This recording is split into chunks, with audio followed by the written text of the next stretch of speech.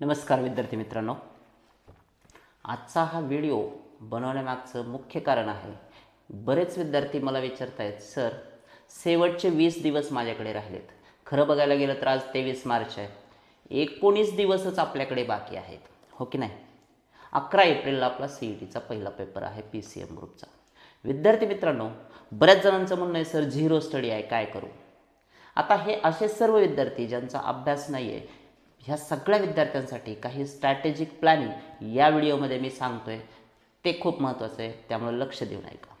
विद्यार्थी मित्रांनो, तुम्हाला या 20 दिवसात, आता जे झालं 18, 20, 22 महिने झालं त्याच्याबद्दल आपल्याला बोलायचं नाही. येणाऱ्या 20 दिवसात तुम्ही महत्त्वाचं काय करणार आहेत आणि ह्या 20 दिवसामध्ये आपण कसं क्रिएटिव्ह काम करू शकतो आणि जास्तीत जास्त आउटपुट तुमचा स्वतःचा येऊ शकतो, याच्याबद्दल ह्या व्हिडिओमध्ये मी बोलत आहे. सगळ्यात लक्षात ठेवा, अगोदर एक गोष्ट, तुमचा झिरो स्टडी आहे, मान्य आहे. सर सुरुवात कशी करू हेच कळत नाही, तेही मान्य आहे. पहा, सगळ्यात महत्त्वाचं तुम्हाला वाय तुमचा क्लिअर पाहिजे, की मला अभ्यास का करायचा आहे, मला CETला स्कोअर का आणायचा. तर साधारणतः या वायचं उत्तर बऱ्याच 99% स्टुडंटचं उत्तर हे असेल की मला ड्रीम कॉलेज पाहिजे.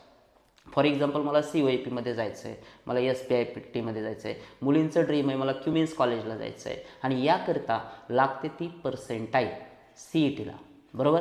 इंजिनिअरिंग कॉलेजेससाठी तुम्हाला टॉप 5 कॉलेज पाहिजे असतील तर तुम्हाला 95+ पर्सेंटाईल असल्याशिवाय तुम्ही तिथं जाऊ शकत नाही. मिनिमम 95+ आहे. मग आता हे 95+ पर्सेंटाईल येईल कसं? तर सगळ्यात पहिली आणि महत्त्वाची गोष्ट लक्षात घ्या, त्याच्यासाठी काय आपल्याला 200 मार्काची CET म्हणजे आपल्याला 195 मार्क घ्यायचे असं बिलकुल नाही आहे. सगळ्यात महत्त्वाची गोष्ट, तुम्हाला 120 मार्क्स देखील सफिशियंट आहेत 95+ पर्सेंटाईल घेण्यासाठी. मग आता हा तुमचा 120+ स्कोअर कसा येईल, त्यासाठी काही टिप्स आणि काही ट्रिक्स मी सांगतोय, त्या ऐका.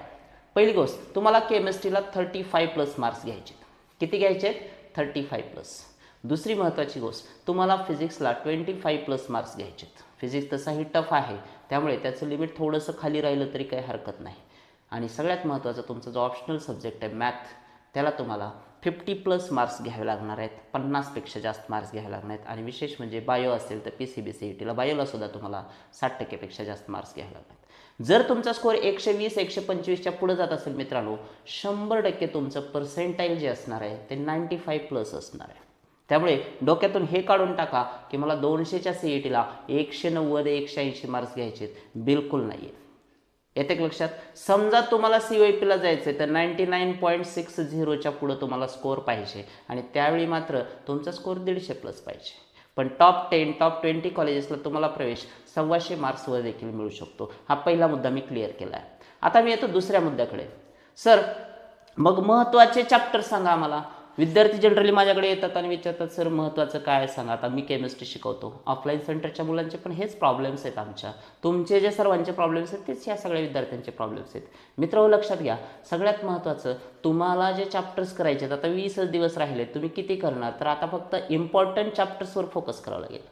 फॉर एक्झाम्पल, मॅथमॅटिक्सला तुम्हाला 10 ते 11 असे टॉपिक आहेत जे की मस्ट डू आहे, ते केलेच पाहिजे. जसे की लॉजिक आहे, मॅट्रायसिस आहे, ट्रिग्नोमेट्रिक फंक्शन्स आहेत, वेक्टर्स आहे, पेअर ऑफ स्ट्रेट लाईन्स आहे, लाईन अँड प्लेन आहे, डिफरन्शियल इक्वेशन आहे, डिफरन्सिएशन आहे, ॲप्लिकेशन ऑफ डेरिव्हेटिव्ज आहे, इनडेफिनाइट इंटिग्रेशन आहे, यासारखे टॉपिक जे की मस्ट डू टॉपिक आहेत. याच्यातला एक महत्त्वाचा म्हणजे एक डिफिकल्ट, एक मिडियम, एक इझी क्वेश्चन असे 3 टाईप क्वेश्चन्स तुम्हाला विचारले जाणार आहेत. तर त्याच्यातले 2 कॅटेगरीचे जरी क्वेश्चन तुम्ही सॉल्व्ह करू शकलात तरी पण तुमचा फायदा खूप होणार आहे. दुसरी महत्त्वाची गोष्ट, फिजिक्ससाठी पण 9 जे चॅप्टर्स आहेत, 9 ते 10 चॅप्टर्स ते महत्त्वाचे आहेत, ते अगोदर करा, बाकीचे नंतर करा.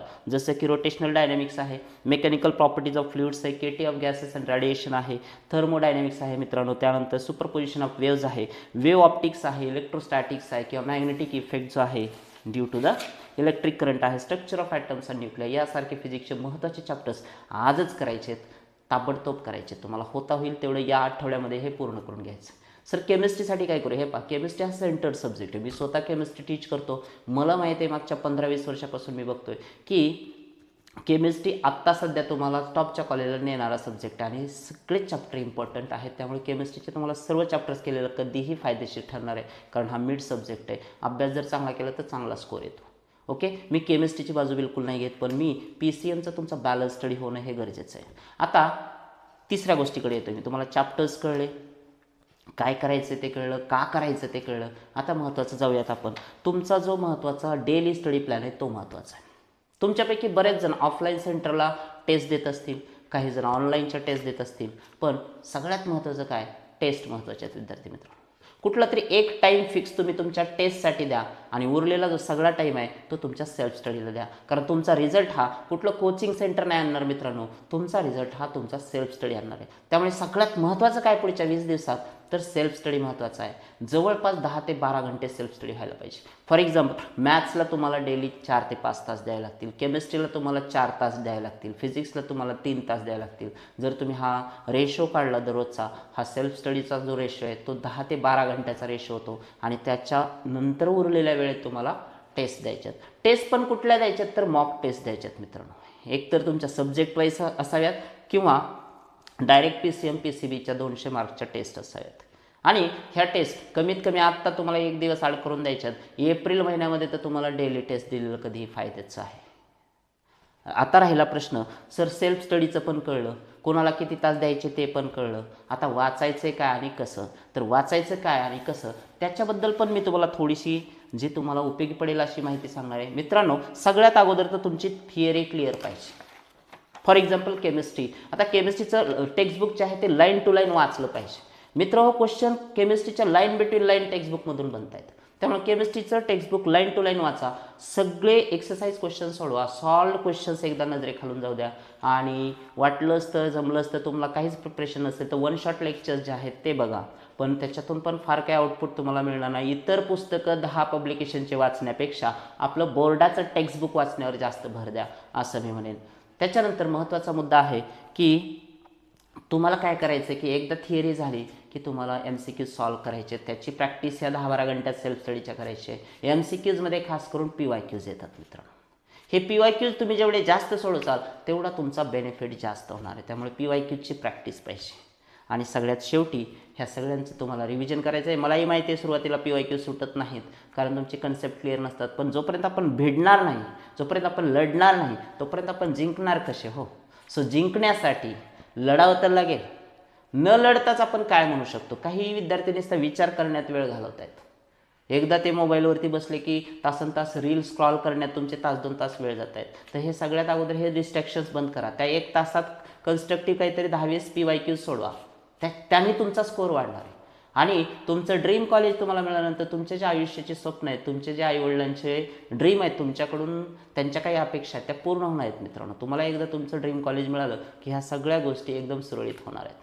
त्यामुळे अभ्यास का करायचं ह्याचं कारण अगोदर शोधा, त्याची गरज का आहे तुम्हाला हे पण तुम्हाला कळलं पाहिजे. तुम्हाला तुमच्या आईवडिलांचं स्वप्न पूर्ण करायचं आहे तर हे 20 दिवस शेवटची तुम्हाला सुवर्णसंधी मित्रांनो. एकदा का ही शेवटची ट्रेन गेली की तुम्हाला प्लॅटफॉर्मवरती तसंच बसावं लागेल. नंतर आयुष्यभर पश्चात्तापाशिवाय तुमच्या हातात काही राहणार नाही.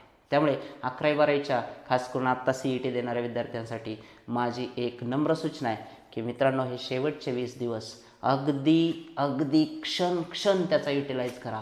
अगदी अभ्यासात गुंतवून घ्या स्वतःला. दररोजच्या मॉक टेस्ट द्या, न आलेले क्वेश्चन्स घरी जाऊन डबल सोडवा, PYQs काय येत नाहीत ते बघा, परत त्याचे सोल्युशन्स बघा. आणि ह्याच्यामध्ये तुम्ही वेळ दिल्यानंतर तुम्हाला निश्चितपणे येणारा जो तुमचा CETचा पेपर आहे तो सोपा गेल्याशिवाय राहणार नाही. कारण practice makes man perfect, women also. त्यामुळे सराव आवश्यक आहे. तुम्ही जेवढा सराव या 20 दिवसात करचाल, चांगला अभ्यास करचाल, 10-12 घंटे तरी सेल्फ स्टडी केला पाहिजे. एक वेळ तुमचं कोचिंग कमी असू द्या, कोचिंगला जास्त वेळ देऊ नका. कोचिंगला फक्त टेस्टसाठी जायचं आहे मित्रांनो. आता टेस्ट देण्यासाठी कोचिंग सेंटर्सला जायचं आहे. आता काही शिकायला तुमच्याकडे वेळ नाही आहे. आता स्वतः जेवढं वाचाल तेवढंच तुमच्यासोबत येणार आहे. त्यामुळे कुठल्याही कोचिंगमध्ये विनाकारण टाईमपास करत बसू नका. फक्त मॉक टेस्ट द्या. मॉक टेस्ट देण्यासाठी मी सुद्धा स्वतः आग्रही आहे आणि तुमच्या पुढच्या येणाऱ्या भविष्यासाठी पण तुम्हाला मी साथ सोबत देणारच आहे. भेटूया एका नवीन व्हिडिओसह. तुम्हाला येणाऱ्या नवीन अडचणी मला कमेंटमध्ये सांगा आणि त्या प्रश्नांची उत्तरं देण्यासाठी मी निश्चितपणे परत एकदा तुमच्यासमोर येईल. त्यामुळं 0 स्टडी जरी झालेला असेल तरी कशा पद्धतीने 95+ येतील ते तुम्हाला या व्हिडिओमधून समजलंच असेल. फॉलोअप घ्या आणि तुम्हाला हा व्हिडिओ कसा वाटला ते पण मला कमेंटमध्ये नक्की सांगा. धन्यवाद.